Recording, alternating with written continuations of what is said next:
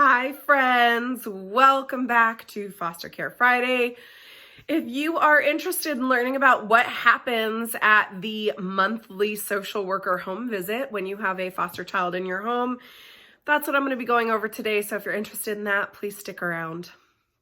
But first, if you are new here, my name is Anna Eleonora, and together with my husband Jason, we are foster parents in real life. And here on my channel from the Fosters, we do foster parenting life together. We do hot mess parenting together, toddler parenting, boy mom parenting, all of the things.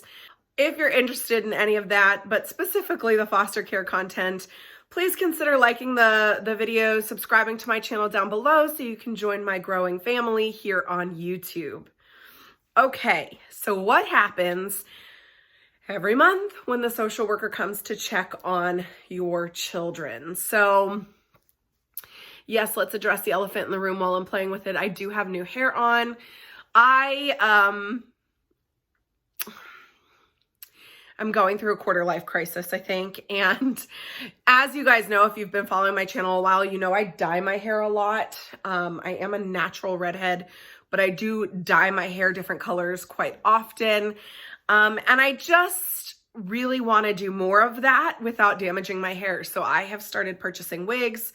And I have wigs in a bunch of different fun colors now, and I'm really excited about it. So you guys are going to see me in a bunch of fun new colors with my hair. Elephant in the room. Yes, they are wigs.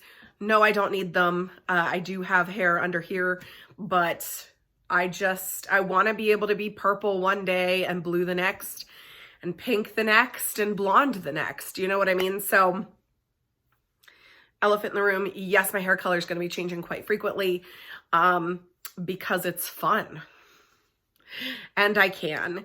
So now that that's out of the way, if you've got any questions about my hair, of course you are welcome to ask me. I'm a totally open book always. You guys know that. So yeah, feel free to ask questions if you have questions about my hair. Otherwise, shout out to, this is Shein. I got several from Shein, and I got several from Chelsea Smith Cosmetics, who I found on TikTok. None of these are sponsored. I just like them. So now that all of that has been said, let's talk about the monthly home visit. The reason I decided to do this video is because I know that I didn't know what a monthly home visit was going to entail when we became foster parents, and we just recently had our monthly home visit for our boys. So I just thought I'd go over kind of briefly what that looks like. So I will start with my normal disclaimer. Every state, every county, every agency is different, and even every social worker is going to be a little bit different in how they operate and how they do things.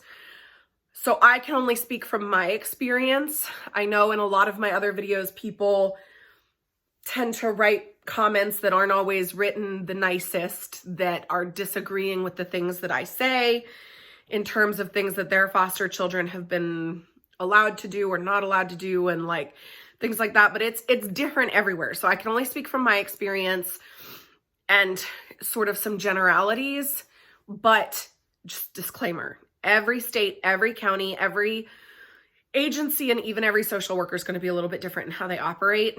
But I feel like in discussing at least what our experience has been, it'll take away some of the mystery that makes it a little bit scary, if that makes sense. So the way our agency does business is we have a licensing worker and a social worker per child. We are lucky that in our current situation, both of our boys, who are separate cases, have the same social worker. So she can come and do one home visit a month and count it for both boys. But we have had children in the past where we had one social worker for one kid and a different social worker for a different kid, and we did have to do separate visits. That being said, the licensing worker is the one who will license your home. They will do, at least in our case, they did 3 home visits or home studies prior to our licensing. And then they are supposed to come to your home once a quarter. So 4 times a year, to ensure that you are keeping up with the licensing standards. Okay. That is very different than the monthly home visit. So the licensing worker is the one who's going to potentially go through your cabinets and make sure you don't have any dangerous substances that are anywhere the children can get to them. Make sure your medications are locked up, alcohol's locked up. If you have weapons in the home, that those are locked up. They're the ones who are going to really walk through every room of the house and make sure that your home is a safe environment and meets the standards of their agency. Okay. I thought the first couple times that we had our monthly home visit that the social worker for the children would do the same thing. That's not the case, at least not in our case. In our case, what happens typically is the social worker will come in, she'll greet the children, greet us. We just kind of chit chat while she pulls her laptop out because she has forms she has to fill out while she's here doing her visit with us.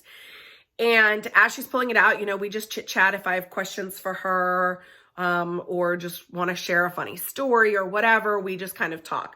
Once she gets into her form, there are very specific questions that she has to ask us every single month. And these questions can include things like, have you done any renovations to the home? Has any new person been living here that we need to know about? Has your financial status changed? Has your health status changed? And she goes through, these questions. And then she also goes through questions for the children per child. So we have to do it for each kid. So our home visits last a little bit longer than someone if they were only coming in for one kid. But because she's got both, she asks the questions for both. Things like, what have their behaviors been? Are they still receiving all the same services they were receiving last time? Do they have any upcoming doctor's appointments we need to know about?